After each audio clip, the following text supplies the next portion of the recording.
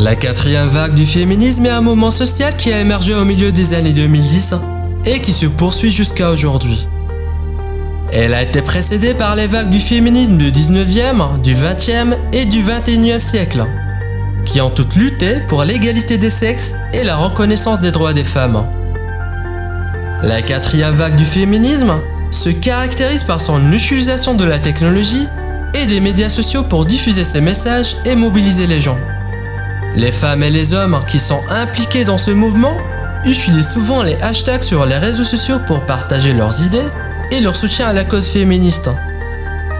Le mouvement de la quatrième vague du féminisme s'attaque à un large éventail de questions, allant des inégalités de genre dans le monde du travail, aux violences faites aux femmes, en passant par la représentation des femmes dans les médias et la culture populaire.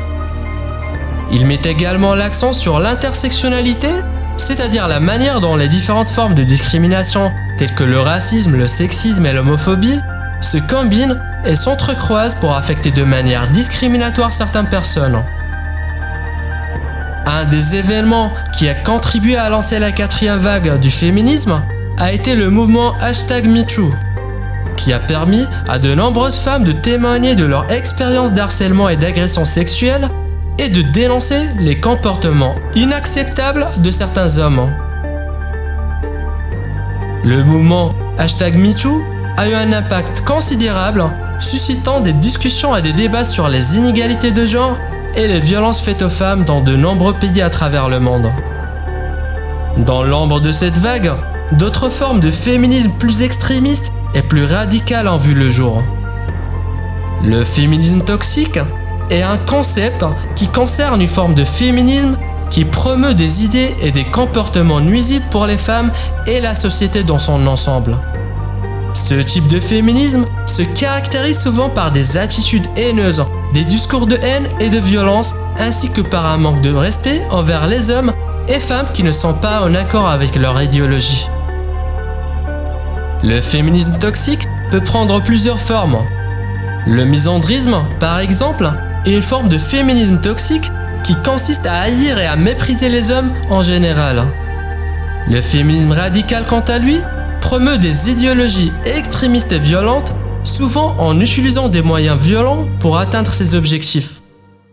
Le féminisme toxique peut également inclure des comportements discriminatoires envers les femmes qui ne sont pas considérées comme assez féministes ou qui ne sont pas en accord avec les idéologies dominantes au sein du mouvement féministe.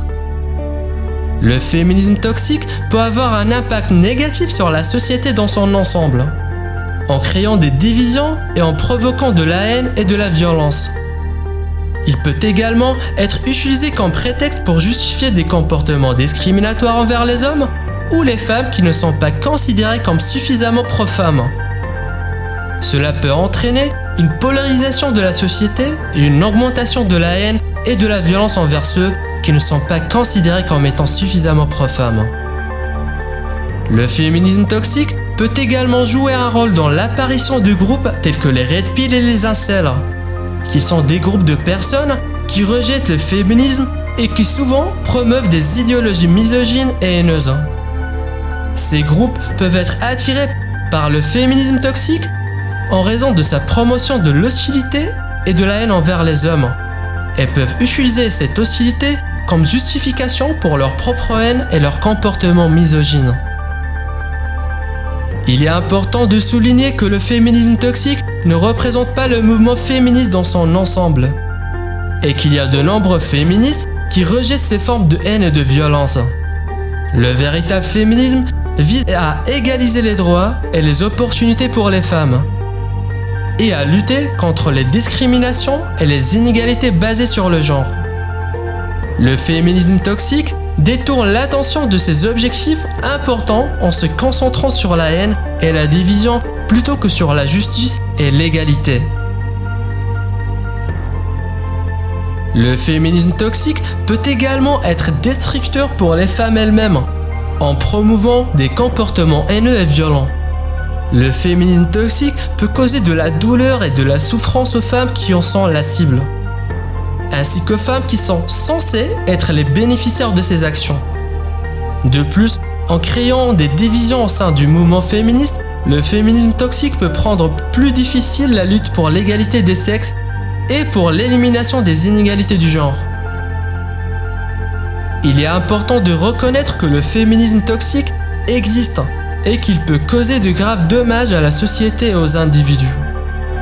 Cela ne signifie pas pour autant que le féminisme en général doit être rejeté ou critiqué, mais plutôt que nous devons être conscients de ces formes nuisibles de féminisme et de les combattre afin de promouvoir un mouvement véritablement égalitaire et juste. Il est important de noter que le féminisme toxique n'est pas limité à une seule forme ou à un seul groupe de personnes. Il peut être présent dans différentes communautés et mouvements et peut être promu par des personnes de toutes origines et de tous horizons. Cela signifie qu'il est important de rester vigilant et de continuer à lutter contre le féminisme toxique, quelle que ce soit sa forme ou son origine. Il est également important de reconnaître que le féminisme toxique n'est pas le seul facteur qui contribue à l'apparition de groupes tels que le Red Pill et les incels. Ces groupes peuvent être le résultat de nombreux facteurs tels que la misère sociale, l'absence de soutien et de réseaux de soutien, ainsi que la promotion de l'individualisme et l'individualisation. Toutefois, le féminisme toxique peut jouer un rôle dans l'apparition de ces groupes en offrant une justification et un soutien à leur haine et leur misogynie. En conclusion, le féminisme toxique est une forme de féminisme qui promeut des idées et des comportements nuisibles pour les femmes et la société dans son ensemble. Il peut causer de la douleur et de la souffrance aux femmes qui en sont la cible, ainsi qu'aux femmes qui sont censées être bénéficiaires de ces actions. Il peut également contribuer à la polarisation de la société et à l'apparition de groupes haineux et misogynes. Il est important de reconnaître le féminisme toxique et de le combattre afin de promouvoir un mouvement véritablement égalitaire et juste.